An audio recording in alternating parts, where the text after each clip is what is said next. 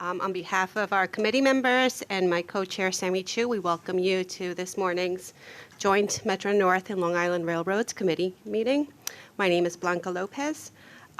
Today also marks the first day of National Rail Safety Week, so I'm sure that President Rinaldi and her staff will be mentioning that in their presentations. Right now, we'll start off with public comments. Good morning. We have 16 members of the public registered to speak today. As a reminder, we ask that all public speakers adhere to the MTA's rules of conduct and decorum. I would also like to remind our public speakers that in the interest of time and fairness to all speakers, we limit everyone to 2 minutes. Please be aware that there will be a warning beep to remind you that you have 30 seconds to conclude your remarks. Our first speaker is Sally Wolf.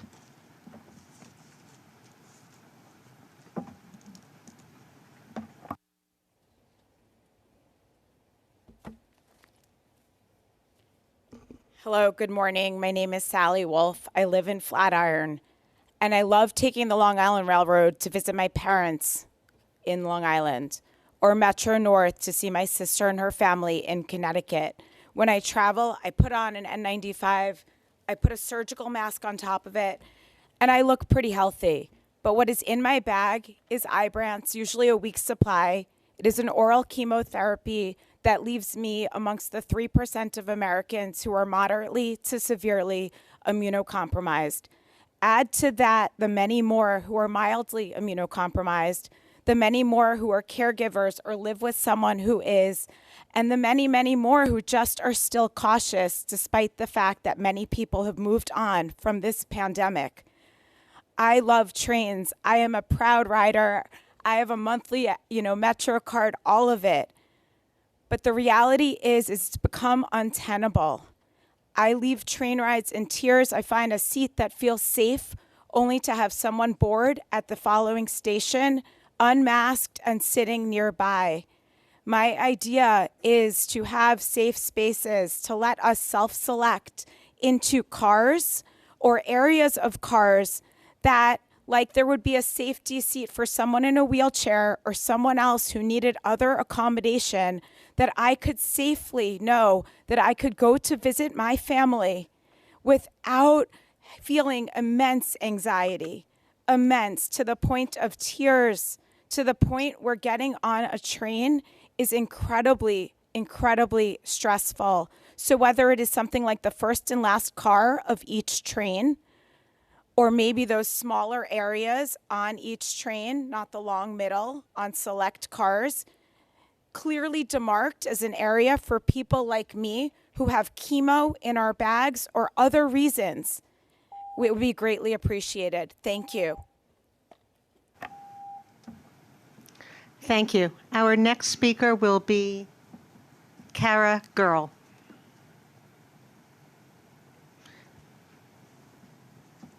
Followed by John Michno, who is virtual. Good morning. I'm Kara Girl, Research and Communications Associate at the Permanent Citizens Advisory Committee to the MTA PCAC. Ridership is bouncing back across the system, making it clear that New York is coming back. As we've seen over the last few months, weekends continue to be strongest compared to pre-pandemic levels on Metro North and the Long Island Railroad. We have some ideas to help ridership hit new and higher heights. Existing MTA away deals that give riders discounts on group excursions to activities like tours of Long Island wine country and the Hudson Valley help encourage people to ride transit for leisure as well as for work. Having more package deals heading towards the city would be valuable, especially if advertised on the railroads. It's clear that people want to take transit, as multiple days with ridership over 100% of pre-pandemic levels have proven. The future of work has changed, but our suburban neighbors still have plenty of reasons to ride into the city for leisure. The 5 boroughs have much to offer riders, even if they no longer commute 5 days a week, and the MTA can help communicate this to them. Showing riders that transit is better, safer, and more enjoyable than they expected will help keep them coming back and riding other modes the MTA has to offer. The new Train Time app is great and represents a future of more collaboration between the two railroads. Having one central app for Metro North and Long Island Railroad ticketing and schedules all in one place makes trip planning easier and more convenient for riders, which is key to giving them a pleasant transit experience. But train time would be even better if riders could use it to purchase an Atlantic ticket, currently the best deal for tens of thousands of riders in Queens and Brooklyn who depend on it for lower peak and off-peak trips, and the weekly option with transfers to subways and buses. We hope to see this improvement, as well as full Freedom Ticket implementation, not far behind, another way to encourage more frequent ridership. Above all, we know that frequent, reliable service is the best way to remind people around the region that transit is their best option. That includes on weekends, both heading into and out of the city. Thank you. Thank you. Our next speaker is John Michno, followed by Andrew Sparberg.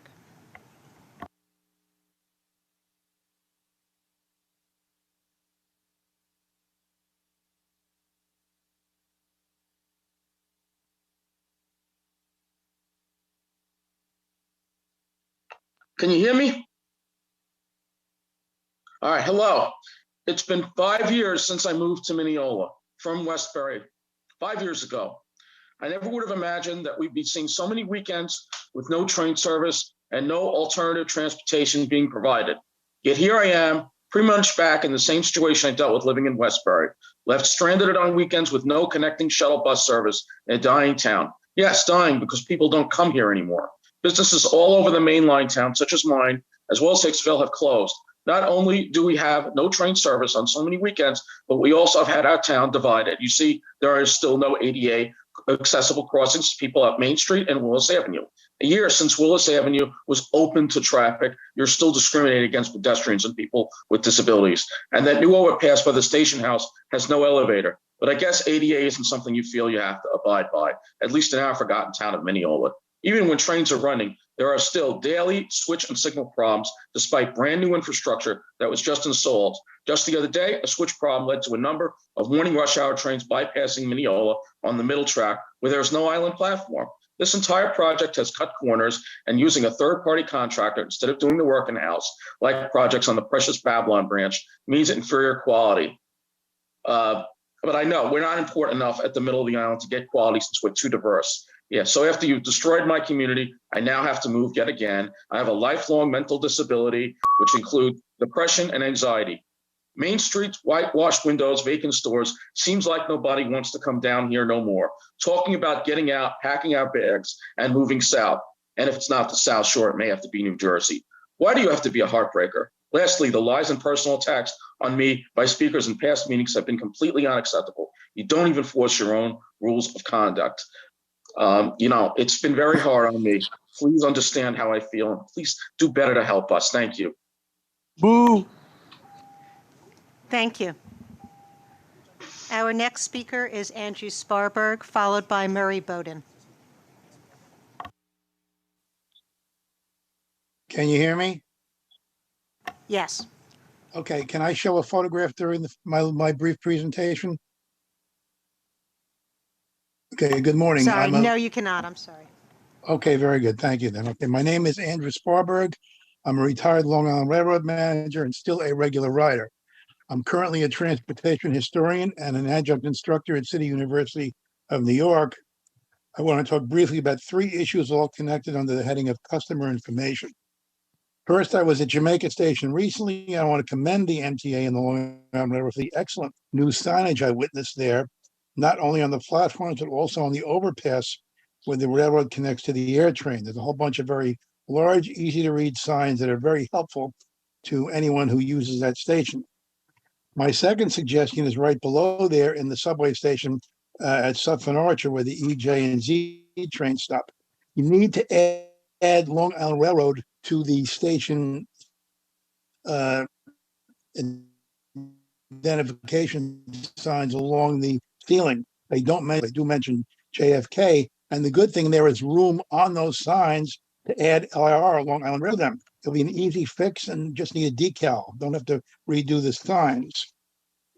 My third point is about timetable, and I mentioned this at a previous meeting.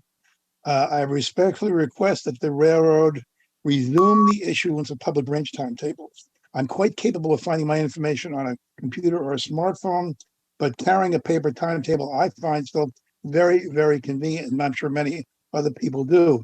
And this will become especially important when the Grand Central service opens later this year. So please consider reissuing the public paper branch timetables. Thank you very much. Thank you. Our next speaker is Murray Bowden, followed by Jason Anthony. Well, I've been coming here about 25 years. Some has changed, some has not. I want to talk about safety and whether or not you recognize the elements that create safety, both on the Long Island Railroad and on Metro North. 200 years ago, when they had railroad tracks out west, they blew the train horn so people would get off the tracks, and they knew a train was coming. Today you've got those electronic things and says the train will be here in 10 seconds. You got a train going 60 miles an hour, blows a horn, half a mile down the track, goes through the station with the train horn still blowing. Where is the safety factor? It's not there. I have no idea what's going on this morning because the book has been changed to such a degree. There is no agenda. There is no last month's meeting. But it's transition, and I grant you, you're going forward on that. You don't change the fact that 100 years ago they had flashing red lights because they didn't have traffic lights. Today you have traffic lights on a Willis Avenue Bridge. The gate comes down, traffic lights there. Everybody knows traffic lights. There was an accident in Valhalla because they had flashing red lights, and the person who got hit by the train and killed wasn't familiar with it. I'm 89 years old. I'm out of here. Each of you on the board is responsible for stopping. Here is a perfect example of people who don't understand. This is 2 committee meetings.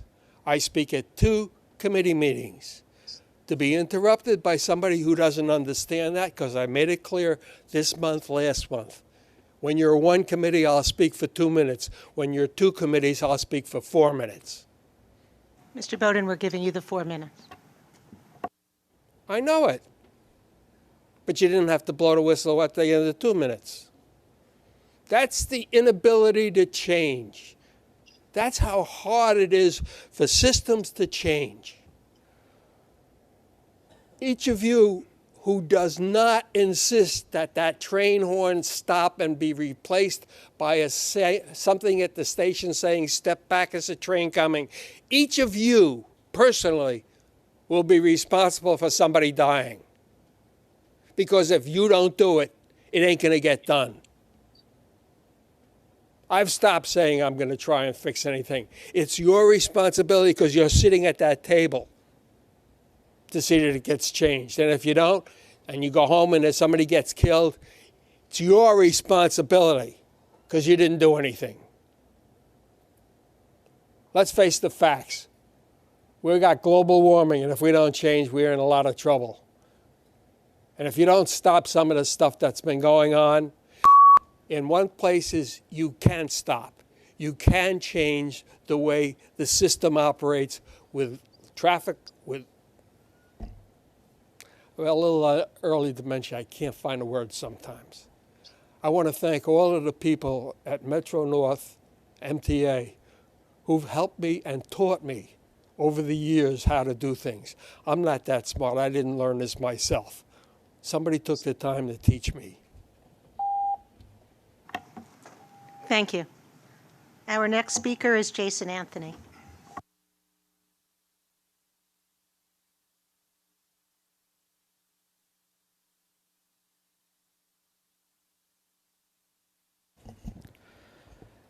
Good morning, board members.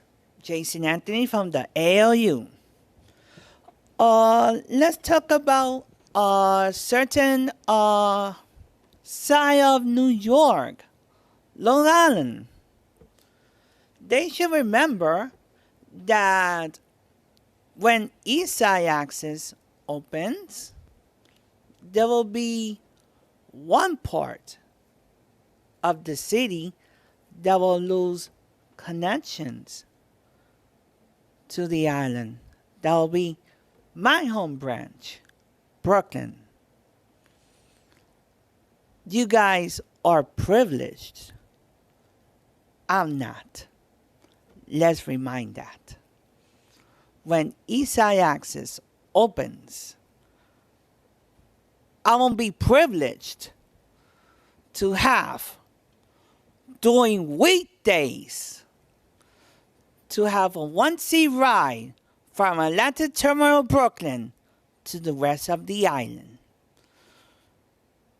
Because I will be totally forced to take a shuttle train from Atlanta Terminal, Brooklyn at all times and switch at Jamaica. That will be spending extra money. That's why I use the hashtag Long Island Privileged. Why complain about that? Switch problems here, switch problems there. Why not advocate for those that will lose connections at starting December? I've been running the system since 2 weeks. The bathrooms are closed at Penn Station. The hand dryers are not working. Mr. Anthony, please conclude your remarks. I will do that in a second. Let's advocate for those that will lose and stop bragging for those that are privileged in the island. And I'll see you guys effectively in transit. Thank you. Our next speaker is Judy Chestnut, followed by Charlton D'Souza.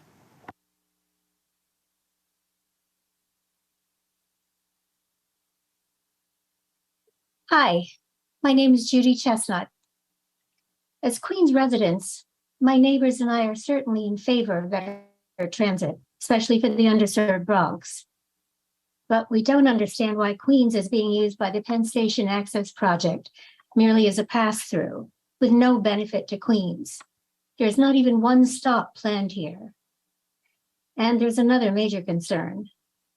Although we've been assured this project has assessed air pollution, running at least 160 trains per day along the Hellgate line will greatly increase noise pollution.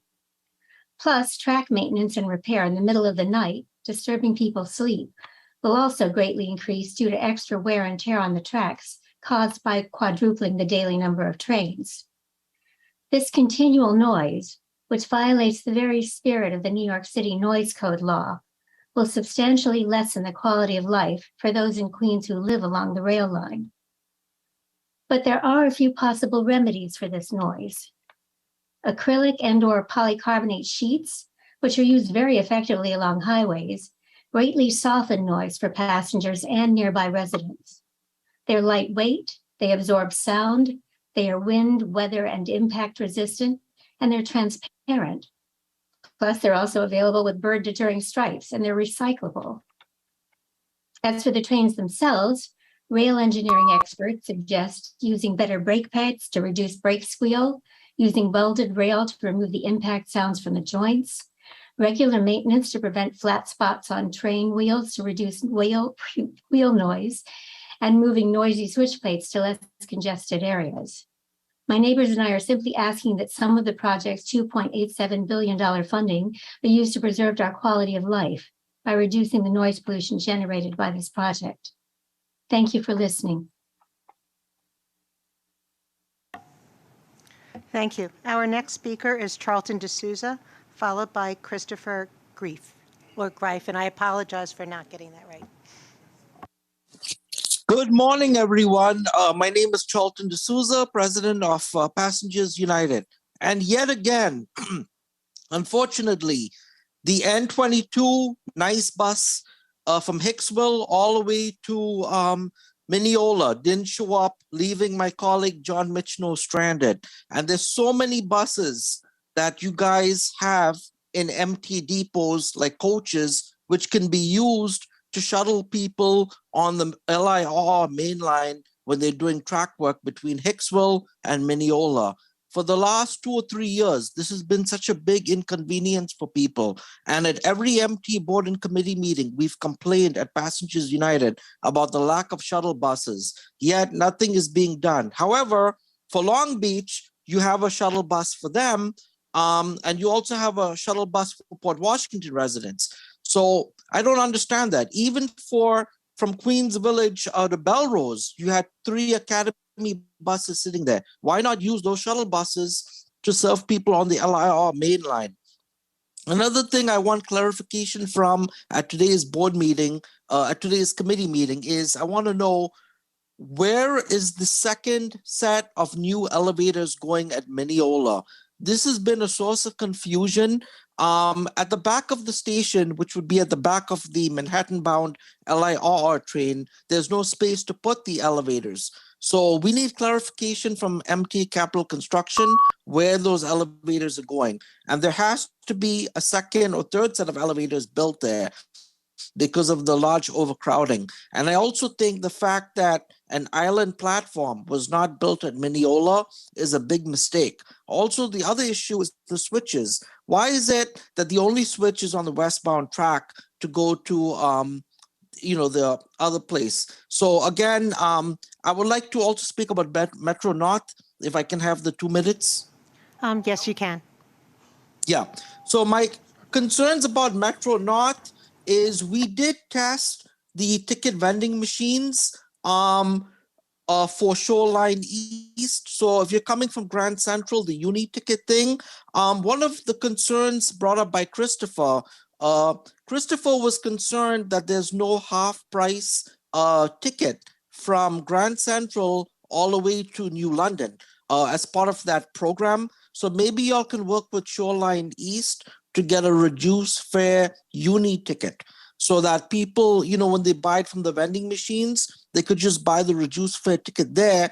And it's a big inconvenience in New Haven that you have to, get off the train, go all the way downstairs to buy that ticket, especially if you're in a wheelchair or a walker. That's a big concern. And then the other issues we have is we want to know, is the MT considering having a unified city ticket? So let's say if you're going from Fordham Road in the Bronx and you're riding Metro North and you go to Grand Central and then you want to go to Jamaica on the Long Island Railroad, is there a way that y'all can incorporate a unified city ticket? So that would benefit people at just the $5 price. And one of the things we're noticing with Metro North, they're having a lot of issues with accessibility.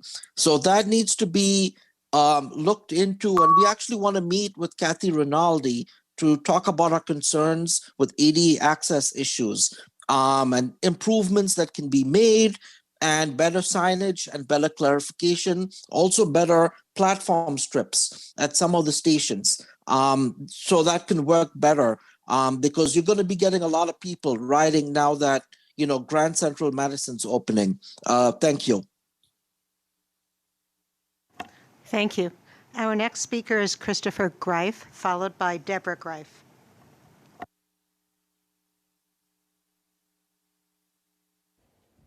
Good morning, everyone. Christopher D. Greif. Just for the record, I already brought it up to Metro North 88 Task Force, and we're working on that. So that's just something that's being checked. So thank you very much, that being fixed. Now, I'm here actually supporting of the Long Island Railroad because we do have the accessibility I'm a little shook up a little more from the accessorite, but the care staff that we have on the Jamaica, Penn, and soon Grand Central and Atlanta Terminal, Brooklyn, which they're doing a fantastic job, which they have been helping a lot of seniors and people with disabilities on that. The only thing I'm just going to ask that when the trains are in the terminals and are not going to be used, can we please check the bathrooms on those trains because they've been destroyed and damaged? And they're actually I've been seeing this for the last couple of days. I know Carmel Q and I have seen one at Atlantic Terminal on the train from Nostrand. We just asked that can we please ask the cleaners, or if the conductors are putting them in, can we please check them, make sure so no one gets hurt? Because we don't want any bathrooms overfloating, or a wheelchair or a walker can slip and hurt themselves. Also, if we can continue working on signages, since now we're on the mass option now, can we please work on the larger print maps, those, so people can see where the signs much betterly? I know they're on digital world, but not all stations have digital.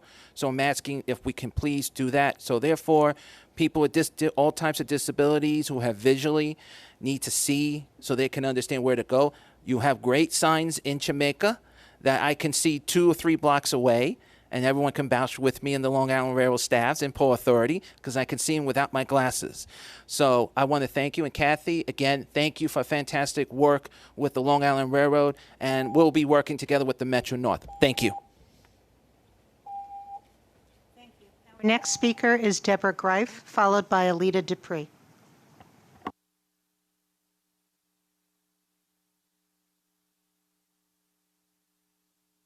Can everybody hear me? Good. Morning. I'm very glad to be here because first I want to say I'm looking forward to the Grand Central Long Island Access because I'm thrilled about it because there'll be more room at Atlantic Terminal when I need to get on the trains to go to Jamaica.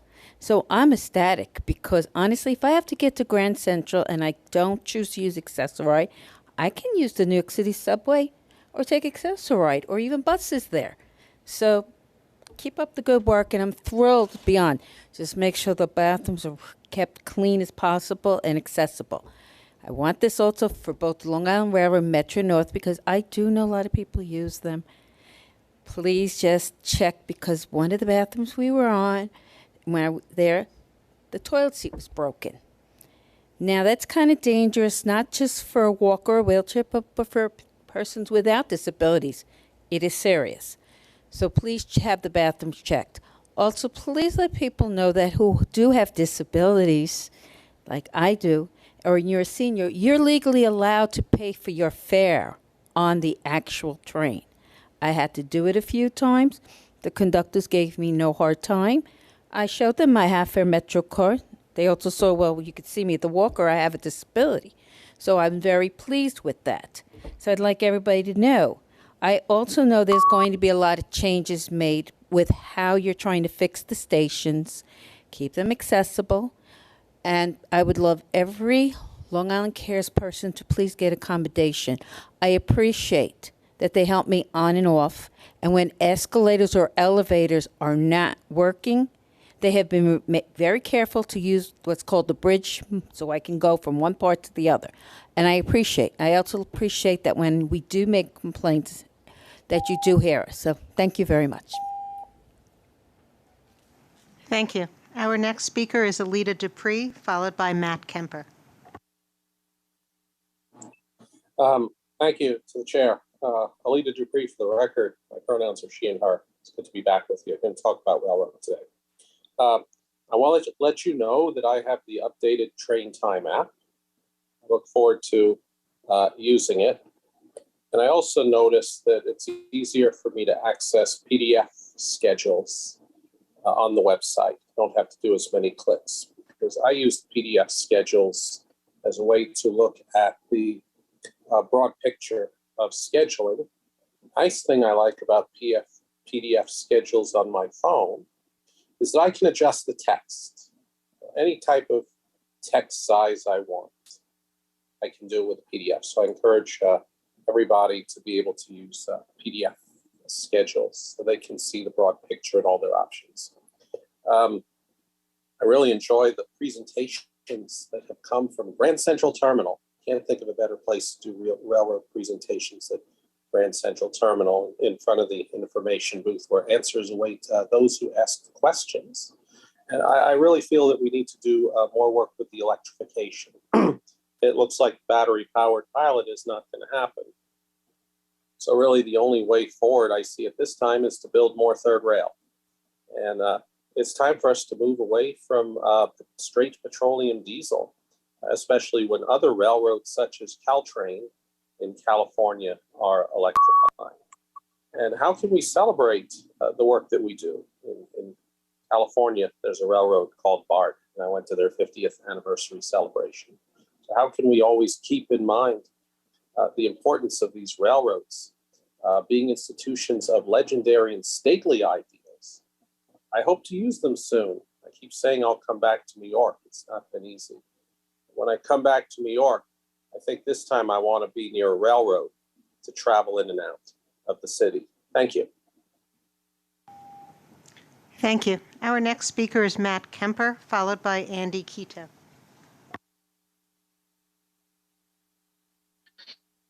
My name is Matt Camper. I'm a member of Passengers United.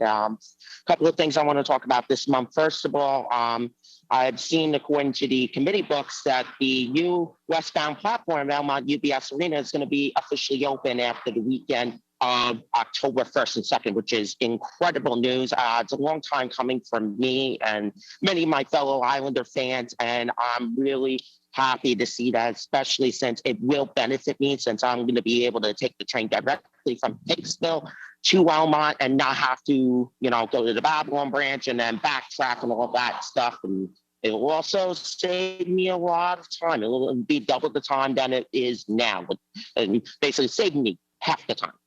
And the second and most important thing I want to talk about this month is regarding the mainline shutdowns. I've been noticing this a lot lately. There's been a lot of congestion at Babylon because of the mainline shutdowns, all those extra trains going through Babylon because of the mainline shutdown.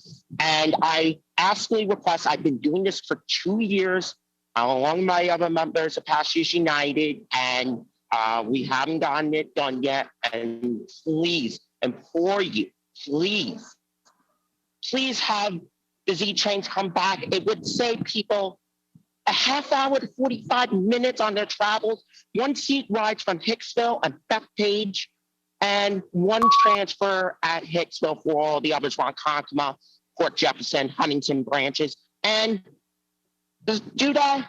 Go back to what it was in 2017, please, where you have our local service for the Babylon branch and then the settlements. Please. Thank you. Our next speaker is Andy Quito, followed by Andy Pollack.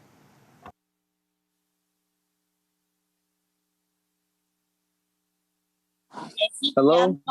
Yes, can you hear me? Yes, we can. Hey, good morning. General Rusty John Mitchell. My name is Andy Quito, and I want to talk about that. Sorry, Mr. Quito, there's some background noise. You might have to speak up. I just want to call about the situation at Minneapolis Station. This is somebody who's trying to go up, take pictures. Mr. Quito, I'm sorry, we no longer can hear you.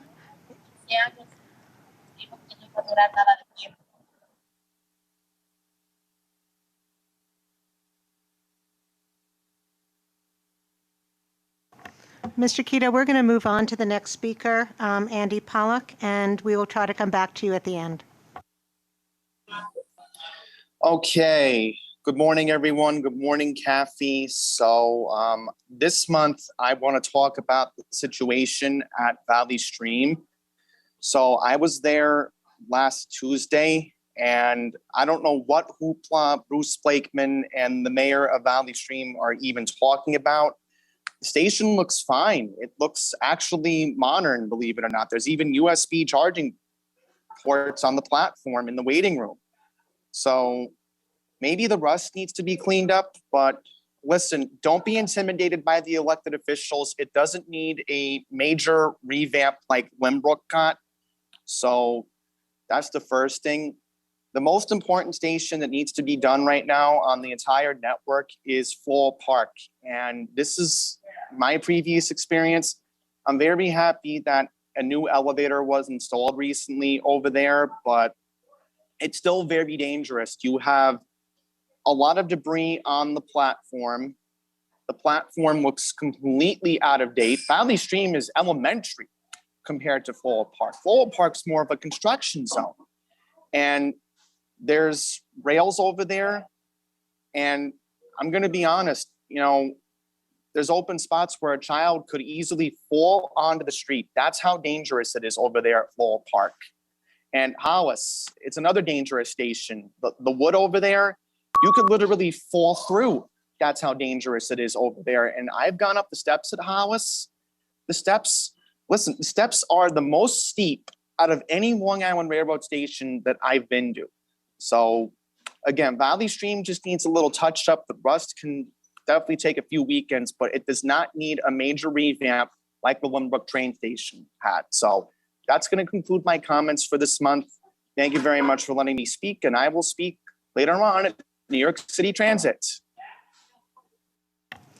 Thank you, Mr. Pollack. Our next speaker is Jack Nierenberg, and then we will try again to have Andy Quito. Good morning. It's Jack Nierenberg, the Vice President of Communications and Community Outreach at Passengers United. And yet again, the rules of decorum are being ignored. As you may have just heard, one of the individuals who attempted to speak earlier just slandered my colleague again. And this is the fourth time that has happened. And it's a real problem. This has been going on for way too long, and we're going to end up having to go ahead with the lawsuit because this has been going on for too long. He's been slandering my colleague, my other colleagues, and my organization. So other than that, what's been going on with the main line, again, it's been being shut down for several weekends this month, last month, and this is going to keep going on until November. And yet again, no shuttle buses. What's going on? People are being left in the dark, left stranded once again, because Nice Bus is unreliable once again. And secondly, I wanted to mention, I actually did just get back from the Netherlands recently, and I was riding the regional rail there. And based on the service model that they have there, which I was really impressed by, I have developed a model for service that could be implemented once East Side Access comes in, which would greatly improve service like the proposed timetables for the main line and the South Shore, while continuing service to Brooklyn through Jamaica as well. So feel free to reach out to me about that as well. And again, I think that's pretty much it. Everything else has been discussed by my other colleagues. So thank you very much. Thank you. Mr. Quito, do you want to try to get on again to speak? Since no response, that concludes the public comment portion. Thank you so much. And we thank the members of the public who participated during public comment. As always, your comments and concerns that you share with the committee is appreciated. We move on to our meeting minutes. If I could have a motion and a second to approve the meeting minutes for July 25th. Motion by Board Member Glucksman, second by Board Member Brigham. Any questions or comments on the meeting minutes? If not, all in favor? Aye. Okay, meeting minutes are approved. Moving on to our work plans. President Rinaldi. There are no changes to either work plan. Thank you. Moving on to our President's Chief's report. Okay, great. Thank you. Good morning, everybody. I'm going to start off with some very exciting post-Labor Day news about ridership. On Wednesday, September 7th, Governor Hochul announced ridership records on both railroads. Nearly 180,000 customers on Metro North, surpassing a June record of 175,000 riders, and 204,000 riders on Long Island, a record since the pandemic began 2.5 years ago. But wait, there's more. Metro North exceeded that record on Tuesday, September 13th, with just over 180,000 riders, and then again on Wednesday, September 14th, with nearly 182,000 riders. In fact, the 4 weekdays after Labor Day were the highest 4-day streak on Metro North since COVID began, with an average weekday ridership of 171,000 riders, or 65.1% of our pre-pandemic average. It's a similar story on the Long Island Railroad, which carried 200,000 riders or more on Wednesday the 7th, Thursday the 8th, Tuesday the 13th, and Wednesday the 14th. The post-Labor Day increases suggest that ridership recovery may enter a new, even stronger phase this fall. Going back to the summer, the railroad's weekday ridership recovery continued at a very healthy pace. Average Metro North weekday ridership reached 57% of pre-pandemic levels in July, or 150,100 riders. Numbers held steady in August, with the railroad hovering at 56% of pre-pandemic ridership, or 146,500 riders. On the Long Island, the numbers tell a similar story, with average weekday ridership reaching 59% of pre-pandemic levels in July and 60% in August. Long Island's average weekday July ridership was 172,600. Average August weekday ridership was 173,300. As we've been talking about for some time now, on weekends, the ridership comeback was even more pronounced. Metro North's average weekend ridership was 92% of pre-pandemic levels in July and 93% in August. Metro North carried an average of 81,000 riders per day for each weekend in July, 82,300 per weekend day in August. On Long Island Railroad, Long Island reached 86% of weekend pre-pandemic ridership in July, 90% in August, with an average of 87,700 riders on weekends in July and 92,100 riders on weekends in August. We continue to reach ridership milestones by providing the service that our customers are looking for. Since our last committee meeting, we provided service to 30 Mets games at Citi Field and 20 days of tennis at the U.S. Open. Metro North has provided service to 24 Yankee games at Yankee Stadium, plus event day service to the Bad Bunny concert at the stadium on August 28th. On Labor Day, Metro North carried 23,300 more riders than Labor Day last year, an increase of 45%, while Long Island carried 15,300 more riders, an increase of 20%. Ridership growth has been further fueled by key events on both sides of Long Island Sound. On Long Island Railroad began service on the first segment of the main line's new third track, serving New Hyde Park and Maryland Avenue on August 15th. The second section, serving Mineola, opened on Tuesday, August 30th. A third and final section of the third track will open this fall. This will mean more room for more trains, a 40% system-wide service increase, which is planned to begin when Grand Central Madison service opens later this year. Over in Connecticut, Metro North introduced 13 new trains per weekday starting on July 11th, including 7 on the Waterbury branch and 6 new 4-stop Super Express trains on the New Haven line that make stops only at Grand Central Terminal, Stamford, Bridgeport, and New Haven, making the trip in as little as 1 hour and 39 minutes. This pilot is made possible with funding from the Connecticut Department of Transportation, which shares Metro North's vision of frequent trains being a key to providing world-class customer service. As you've heard from some of the public speakers this morning, in August, MTA launched the new Train Time app, which is now a single app for both railroads that replaces the previously separate Train Time apps and folds in e-tickets so that you can plan your trip and buy tickets with the same app. The new app provides a more consistent experience across both railroads with granular information about upcoming train arrivals and seating availability, and with an in-app chat functionality. The customer response to the new app has been phenomenal, with 50,000 downloads within a few hours of the new app's launch and nearly 300,000 downloads to date. This new app allows for a future feature of regional rail trips when Grand Central Madison service opens later this year. A customer who travels from Long Island to Metro North Territory or vice versa will be able to plan their full trip and purchase their tickets without having to use multiple apps, which is a huge improvement. This new app exemplifies the collaborative work that continues to grow between the two railroads and departments across the agencies. Our safety, track, and mechanical departments, to name a few, have been working together to develop and find solutions as well as understand best practices to work together to solve common problems. Even our new condensed committee book, which you're seeing for the first time today, is the result of significant collaborative effort across the agency. Just a very recent example of this collaboration. Over the weekend, I traveled down to Mineola to take a look at the TLM, which is the track laying machine that Long Island Railroad uses to be able to change out ties and rail. And I was accompanied there by a couple people from Metro North who wanted to see the TLM in action. So this is an example, a very recent example of how the two railroads are working together, sharing best practices and experience, and there's a lot more of that to come. On Tuesday, September 6th, Governor Hochul joined MTA leaders to unveil a dramatically more spacious Long Island Railroad concourse in Penn Station. Crews have widened the concourse to 57 feet from the previous 30 feet and have raised the ceilings to 18 feet. This new expanded concourse is filled with colorful digital displays distributed generously throughout the concourse to show train departures wherever customers are likely to be located. The efforts to improve customer satisfaction, though, extend to stations across the Long Island Railroad. Long Island opened a rebuilt overpass at Huntington on August 28th, which is fully enclosed with glass panel walls, welcoming in natural light, and features brighter LED lighting and CCTV security cameras.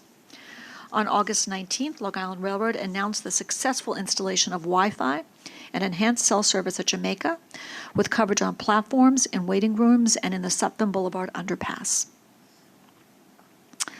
Metro-North and Long Island Railroad remain committed to our customers and providing new and innovative ways to support our current ridership and bring back more customers. We also continue to do old school stuff like our Connect With Us forums, which were held on July 18th in Port Jefferson and August 18th in Mamaroneck. As you'll hear in a little bit from Acting Chief Customer Officer Shani Ferreira, results from the MTA Spring 2022 Customer Count Survey are in. Happy to say that our response rate was high. Respondents included both current and lapsed customers. Survey was offered in 9 languages plus English across all service modes. And I'm very happy to report that commuter railroad customers are the most satisfied MTA customers. Metro-North customers rated their overall transportation experience as satisfied or very satisfied at 87%, and Long Island Railroad customers at 81%. This is a tribute to the great men and women of the Long Island Railroad and Metro-North, and I want to shout out there, give a shout out to their wonderful customer service. Customers also told us that they are using rail services more frequently, which is good to see. About 20% and 24% more often on Metro-North and Long Island Railroad, respectively. These results are very encouraging and reflect the schedule adjustments and other customer service improvements that we have been making to accommodate changing travel patterns and to more closely meet our customers' travel needs. Finally, we're pleased to share with you our new committee book, which you're seeing this morning. It focuses on key performance metrics for the railroads. We hope that this clear new format provides our most critical metrics to you in a way that is focused and informative. Reports and data on other metrics that you've seen over the years will be available to you online. I'm going to be turning it over to the operations leads for both Metro-North and Long Island for a more detailed operating report. But before I do that, are there any questions about my report? Okay. I'm going to turn it over to Joe Lagana, Chief Transportation Officer from Metro-North Railroad, to give a bit of a report about our operating results for the past couple months. Good morning, everyone. So our on-time performance for the month of August was at 96.8%, with a year-to-date performance of 97.1%, both which are above the goal of 94%. In August, we had 5 major incidents, including trespasser incidents, police activity, and mechanicals issues which impacted on-time performance. There were a total of 150 delays for the month of August. Our year-to-date mean distance between failures remains above goal at 218,299 miles.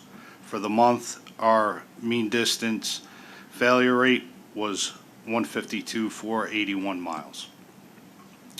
The equipment failures were primarily due to issues related to positive train control and the July 18th rainstorm that caused severe flooding throughout Metro-North's operating territory.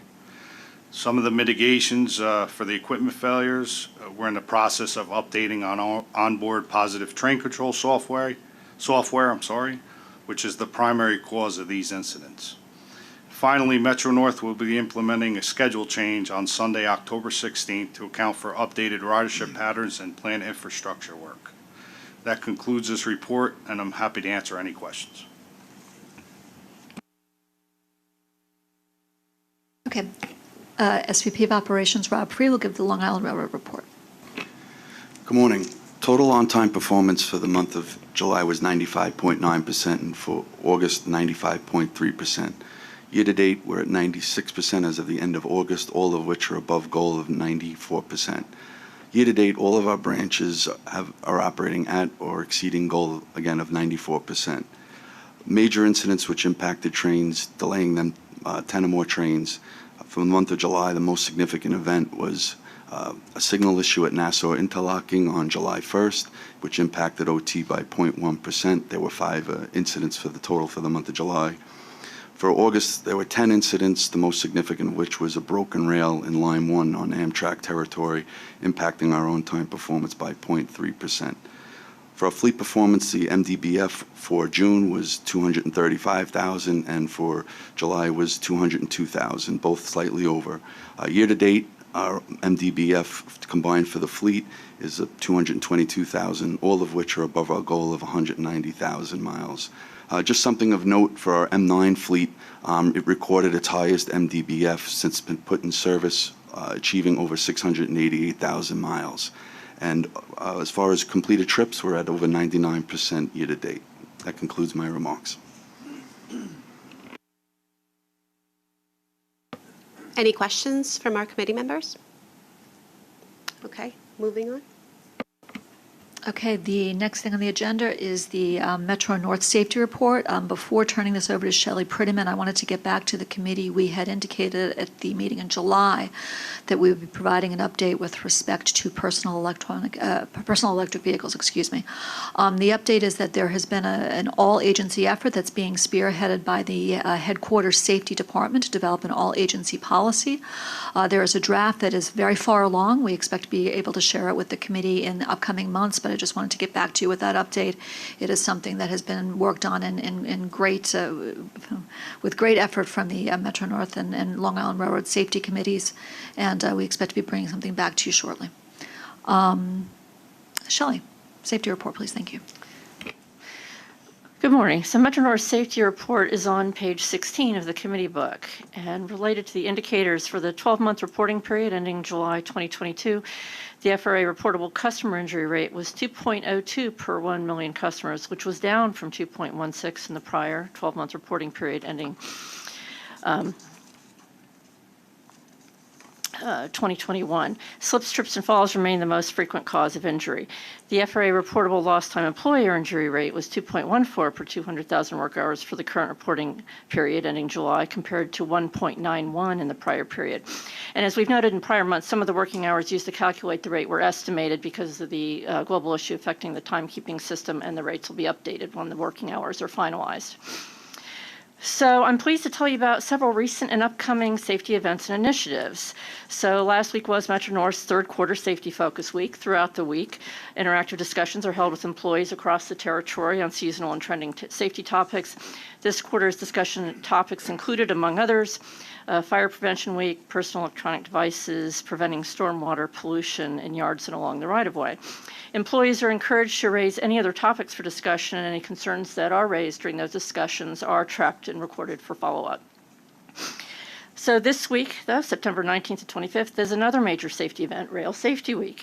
Rail Safety Week is a collaborative effort with New York and Connecticut Operation Lifesaver programs, as well as our partners at the Mta Police Report, New York State and Connecticut Departments of Transportation, and Federal Railroad Administration. I want to take this opportunity to thank all of our partners for their support. Throughout the week, Metro North's Office of System Safety will hold interactive safety outreach events for the public with our partners, including outreach at 7 stations and 5 grade crossings. The stations are Scarsdale, Riverdale, Port Chester, Botanical Gardens, Beacon, Coscob, and Stamford. That's today. And tomorrow, the grade crossings are Brewster Station, Valhalla, Division Street in New Haven, Crescent Street in Stamford, and East Central Avenue in Pearl River. Friday is Red Out for Rail Safety Day, and employees and actually all, including our customers, are invited to wear red to promote awareness of rail safety. And finally, I want to mention that September is also Suicide Prevention Awareness Month. Metro North is holding QPR Question, Persuade, Refer Suicide Prevention Awareness training sessions for our employees, as well as participating in American Foundation for Suicide Prevention Out of the Darkness Awareness Walks in Westport, Connecticut, and Mamaroneck, New York, and those walks take place in October. So that concludes my report. I'd be happy to answer any questions. I actually have a question. Thank you for your report. I was wondering, since the 988 suicide hotline launched earlier in the summer, I know that there was a request from OMH to put up posters in the Metro North Railroad stations. I know there were posters already placed in Long Island. I was just wondering if you knew the status of those. Well, I know there's been some work related to the common number to make sure that everything is working properly. I don't know, Lori, if you have any more to say on that. We do have a partnership with the Crisis Text Line that has its own Metro North hashtag and the Suicide Prevention Lifeline. So I know that that's very much in the works, the exact status. I'd be happy to get back to you on. That would be helpful. Thank you. Certainly. Any other questions for me? Yeah, since you mentioned suicide, I think in the past, well, this was a few years back, I had asked about the Long Island Railroad, and I was told that approximately 50% of the fatalities, railroad-related fatalities, were suicides. Is that still holding true, or to the best of your knowledge? Or do you keep track? Do you keep track of that at Metro North? Yes, or? we do. A fair number of the incidents are actually remain undetermined. That's a matter of the police investigation, the outcome of that. I don't have the exact ratio offhand. That sounds like it's probably about the same, but I'd be happy again to get back to you on that. Okay, no, I appreciate that. Any other questions? Lori, the Long Island Railroad Safety Report. Good morning, everyone. Similar to our friends at Metro North, we are also marking a number of occasions this month. But first, for the statistics. Our safety report starts on the page 26 in your new book. And for the reporting period ending July 2022, we have an average reportable customer injury rate of 2.07 per million customers. And that's better than the previous period where we had 4.15 injuries per million customers. Also, for the employee average reportable lost time injury rate, slight increase from 3.92 injuries per 200,000 hours worked to 3.99 injuries per 200,000 hours worked. For Rail Safety Week, we are out and about today at Hewlett. We're going to be at Farmingdale, Deer Park, Ronkonkoma, and Stony Brook. I'd like to thank our partners at the MTA Police, as well as the Federal Railroad Administration, the Public Transportation Safety Board, and Operation Lifesaver. Also of note, when we go to Stony Brook on Friday, we will be partnering with Long Island Crisis Center and Response Crisis Center to also focus on Suicide Prevention Awareness Month. And we've actually had a dedicated hotline since 2009 with Long Island Crisis Center and Response Crisis Center. And to your point, for the last 2 years, we've had 28 each year events where we had trespassers versus train. 3 important things to remember. 1, the majority of those are fatal. 2, the majority of those are intentional. And 3, the majority of those that are intentional, we do find that there are mental health and addiction issues. So we greatly value our partnership with Long Island Crisis Center and with Response, and really focusing on what is a public health crisis and trying to support folks getting hooked, connected to resources when they're in crisis. So yes, to your point, and Shelley finds the same, that this is a tragedy that we're really focused on and trying to provide support for. And happy to answer any questions anyone may have.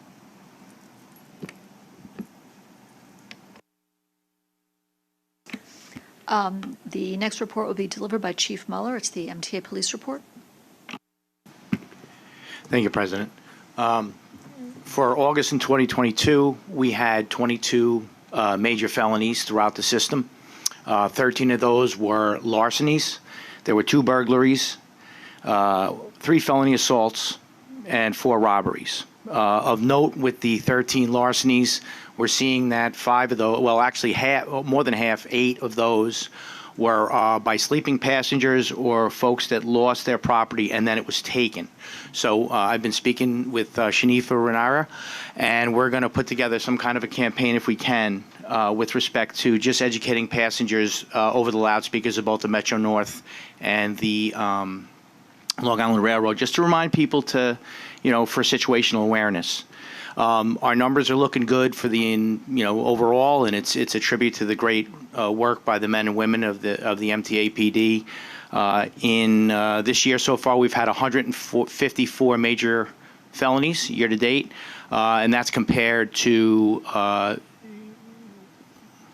147 in 21 and then 162 in 19. We obviously don't count 2020 because it's kind of an anomaly because the system was shut down. If anybody has any questions, again, we'll be focusing on the larcenies, but in general, our numbers are looking very strong. Thank you, Chief. Any questions? I have a question. Yes. apologies.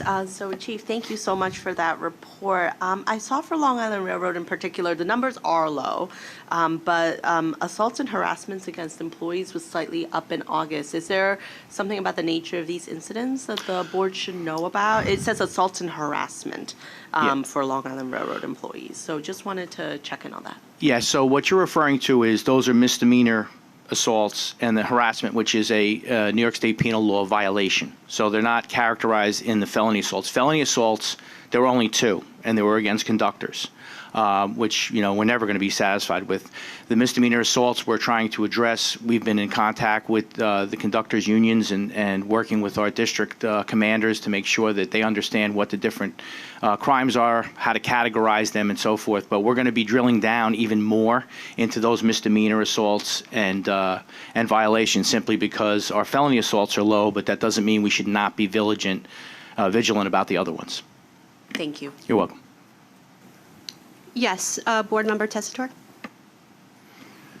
So I just want to thank Chief Mueller. We've had some very, very productive meetings recently with the chief and his leadership and the MTA PBA, and I don't want to speak for him, but I see some things finally down the horizon to get something that I've been asking for years on this committee, and that's dedicated train patrols to ride our trains and to be visible and to be there to deter crime.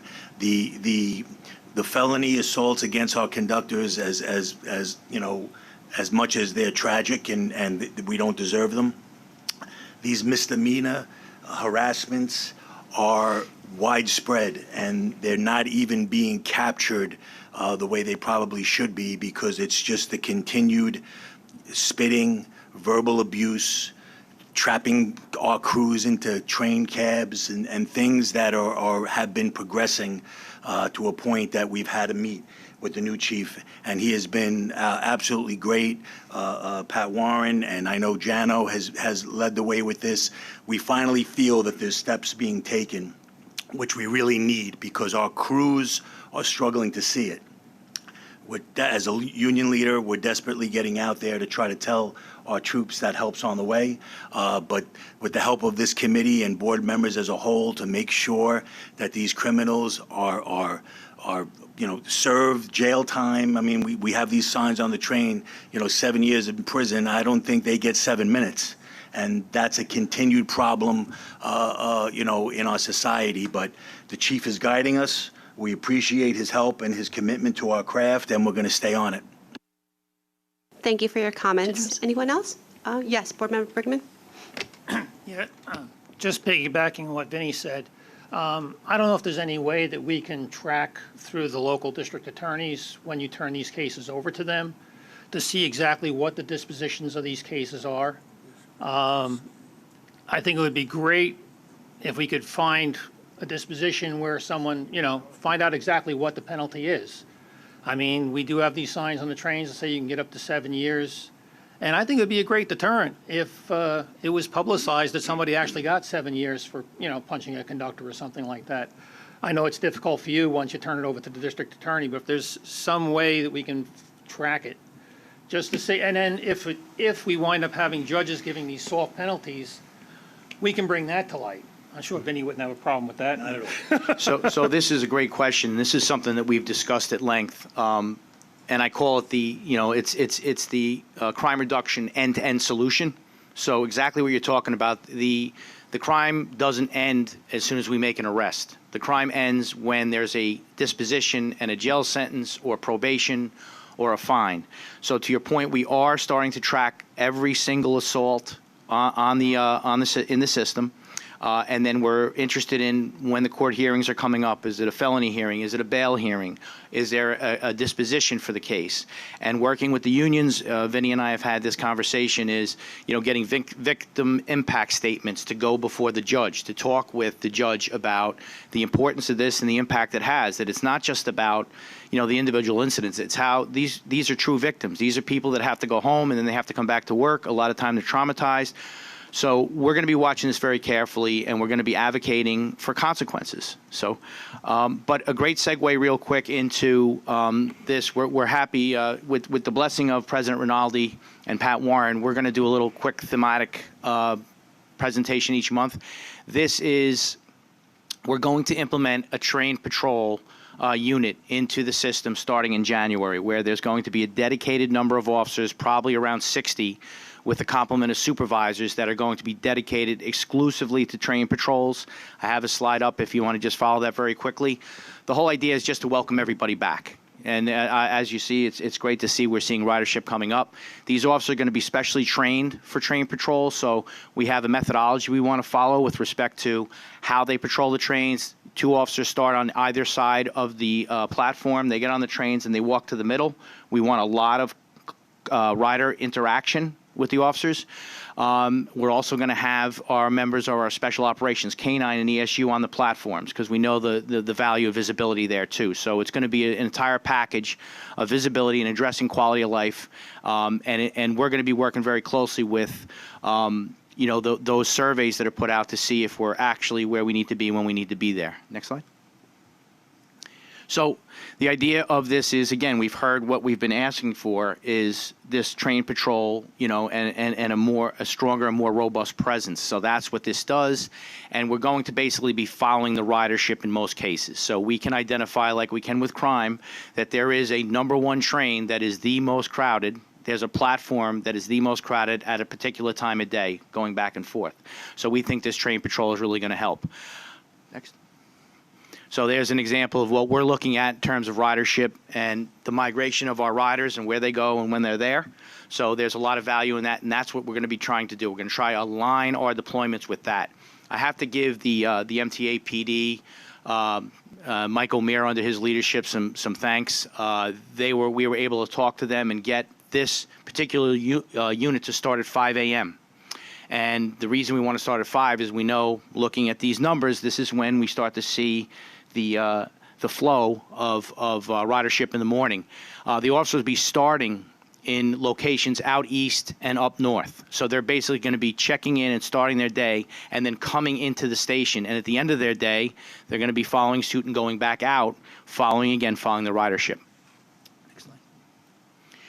So this is all about just our portion of the MTAPD's, contribution to our public service and how we want to reach out to our people and make sure that our officers are on the platforms, on the trains, and interacting with our ridership and dealing with any quality of life issues. So as time goes by, we'll be able to give you metrics on that, but we're very excited about this. Thank you, Chief. Board Member Zuckerman? Thank you, Madam Chair. Chief, I appreciate what you're saying. In fact, and certainly what Vinny is saying, it's unacceptable after what the last couple of years have been, that our conductors and staff members are under threat. And you're doing the right thing, Chief. I like the notion of community policing that provides, whether you call them sticks, whether you call it deterrence, I think that's a very helpful piece. But let's be mindful that the last 2.5 years has really, in almost every corner of American life, taken out what had been the hundreds of years of courtesy developed by living together and being amongst each other. Living in our separate homes and being on our own, we've all sort of lost, not all of us maybe, but many of us have lost that sense of community, caring, and respect for each other in public settings. My friend Sally Wolf, who spoke at the beginning of the public comment, was talking about a similar version. If someone is clearly is wearing a mask and you sit next to them without a mask, maybe you should put a mask on. That's the kind of basic courtesy. And so I wonder if we have the deterrence and the stick side, can we talk about the carrot and the reminder of courtesy side? We do an amazing job using humor and visual references under our organization related to Omni, related to Come Back to Ride, even the cute signs about how to wear the mask. I mean, I've seen so many cute memes online about, the sign that shows, do you put it here? No, not here. So can we do something about a reminder to courtesy? Hey, welcome back to New York. Be nice to your fellow New Yorker. Niceness is contagious. I'm not a marketer, but someone smarter than I and more witty than I can come up with something along the lines. Kathy, over to you. No, we're lucky to have our acting chief customer officer, Shani Ferrier, at the table taking notes about all these ideas. I mean, I think that we're in the process of putting together messaging with respect to a lot of these issues that you're identifying. So, point well taken. Thank you. Any other comments? Yes.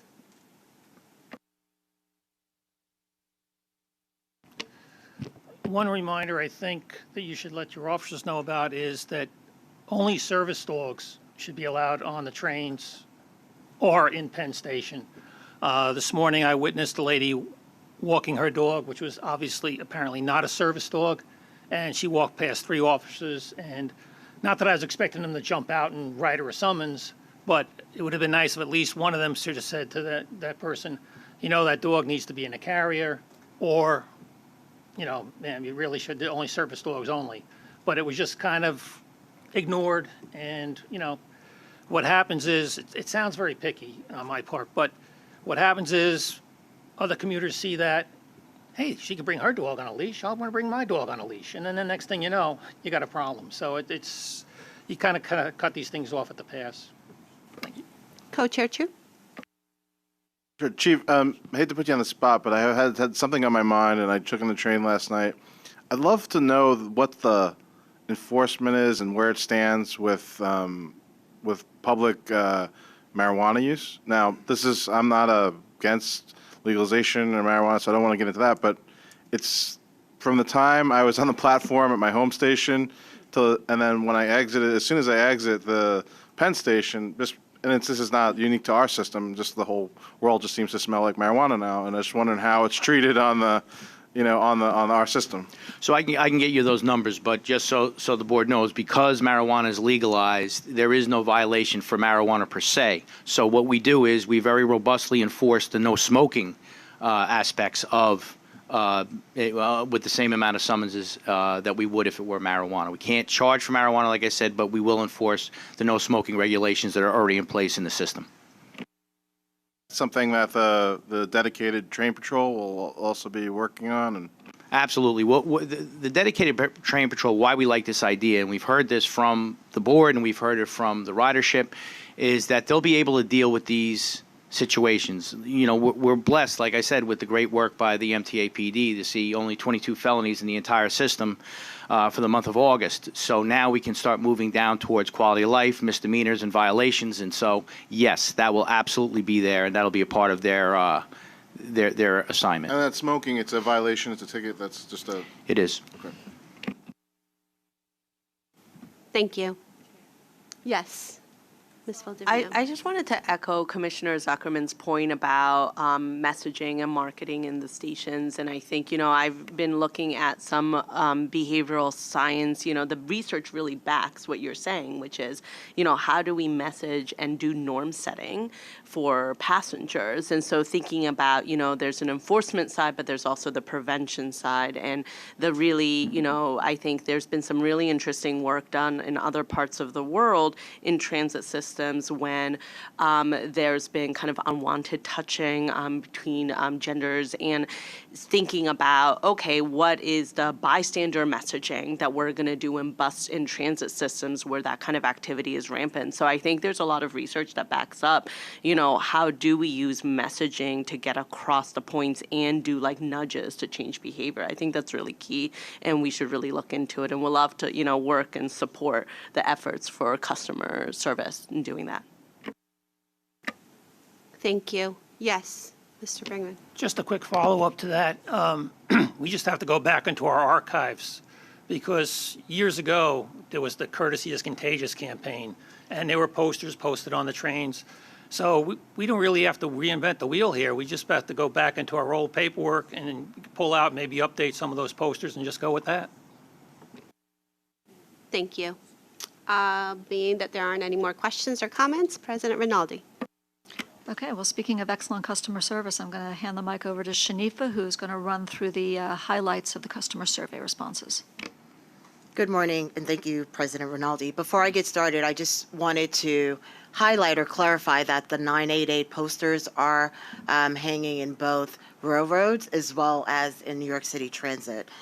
So Good morning, everyone, and happy to be here to present the findings of our spring customer survey for both Long Island Railroad and Metro North, as President Rinaldi alluded to earlier.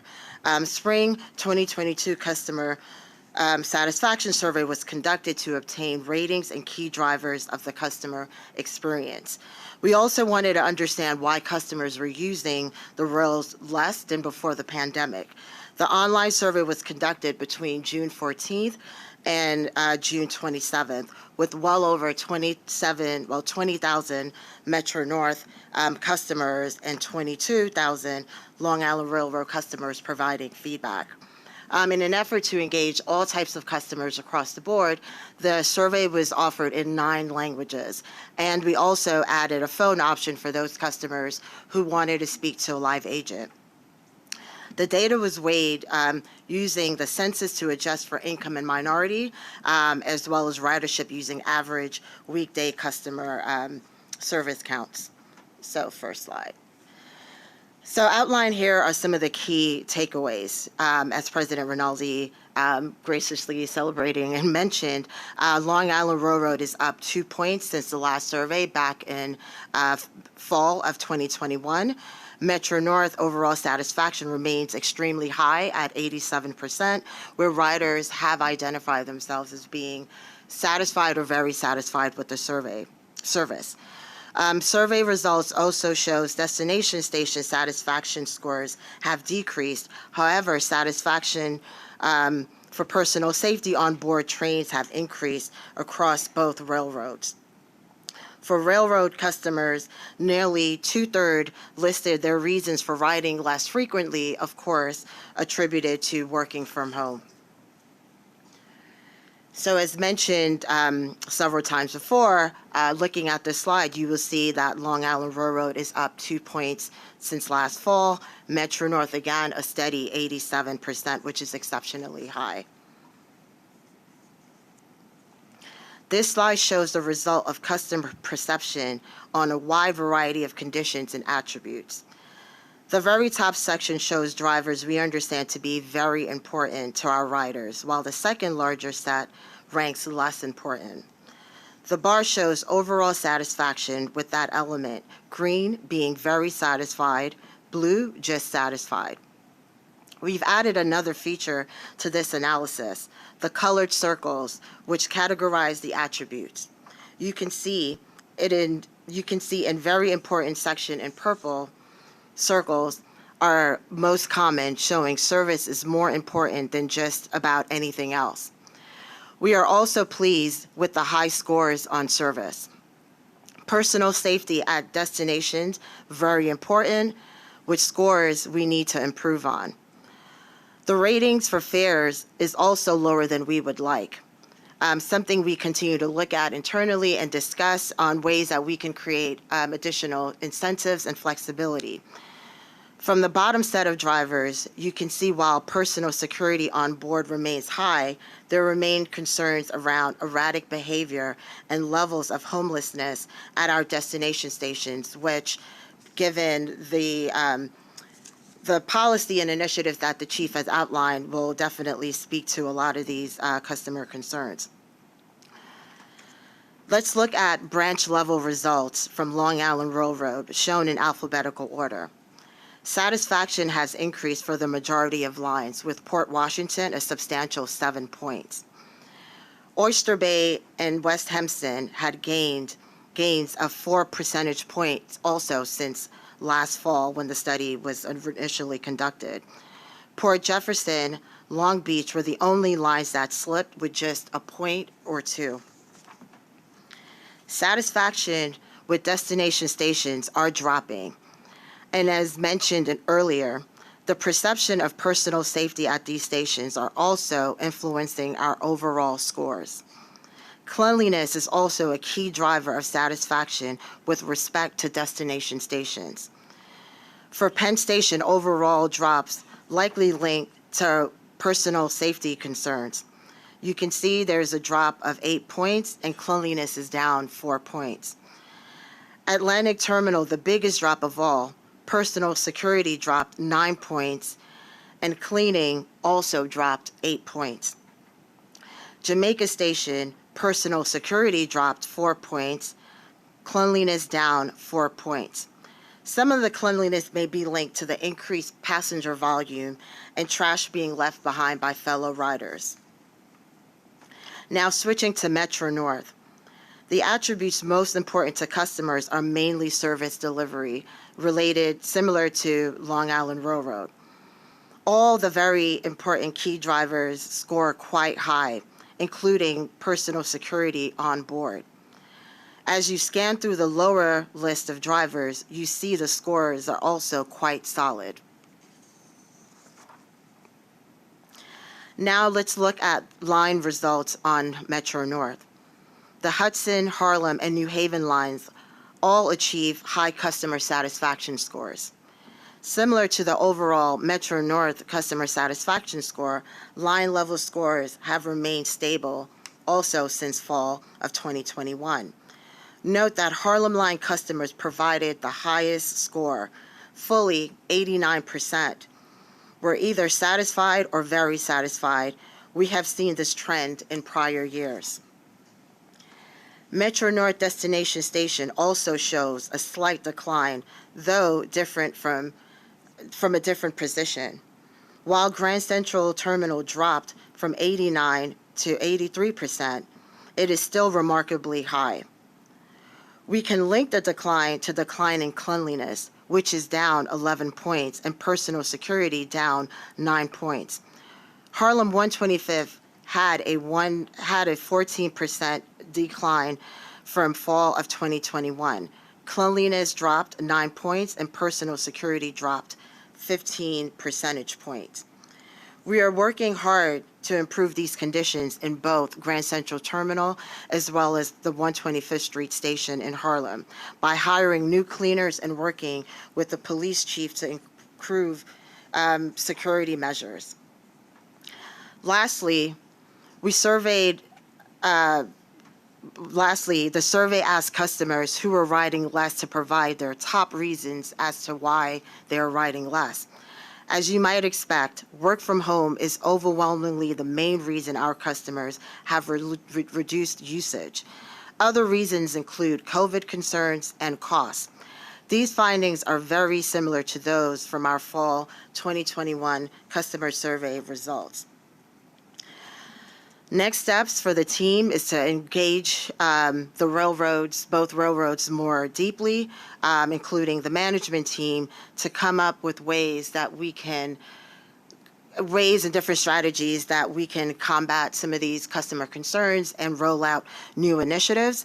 Our goal is to improve service delivery, customer journey experience, accessibility, communication to help and define supportive improvement initiatives. I'm happy to take any questions, but before I do that, I want to take this opportunity to thank the team that pulled the survey together with the leadership of Pat Imbro, Janice Pepper, Samantha Hawkins, James Rubin, and of course, John Kaufman. So with that, I will gladly take your questions. Thank you for your presentation. Yes, Board Member Glucksman? Hi, thank you. Very interesting. But you didn't do west of Hudson. You just did east of Hudson. Yes. So are we going to get a west of Hudson survey? We can certainly check with New Jersey Transit with respect to what their I plans used are. to hand the brochures out on the platform All when I right, was well, riding the train. I mean, will- it's I will not New absolutely Jersey, check- It's strictly us. We will check with New Jersey Transit with respect to what their plans are for engaging with the customers for a customer survey. All right, thank you. Thank you. Yes, Board Member Brickman? Yeah, just one comment. I think you did an excellent job with that survey.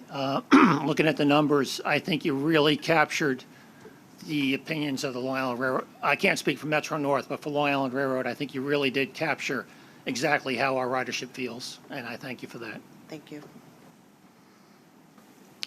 Any other questions from the group? I just have a quick comment, or a question actually, with respect to the Metro North and even the Long Island surveys. Was there a section for narratives? Like, for example, when they talked about personal safety or concerns about any other issue, were you able to capture that specific information that possibly respondents shared? Yes, so we have an open comment category where customers who provided feedback can provide that detailed level of narrative, which we will, have gone through, and conversations will resume with both railroads to really hone in and working with the chief of police as well to combat issues, of course, that's centered around safety. Thank you very much. Okay, President Rinaldi.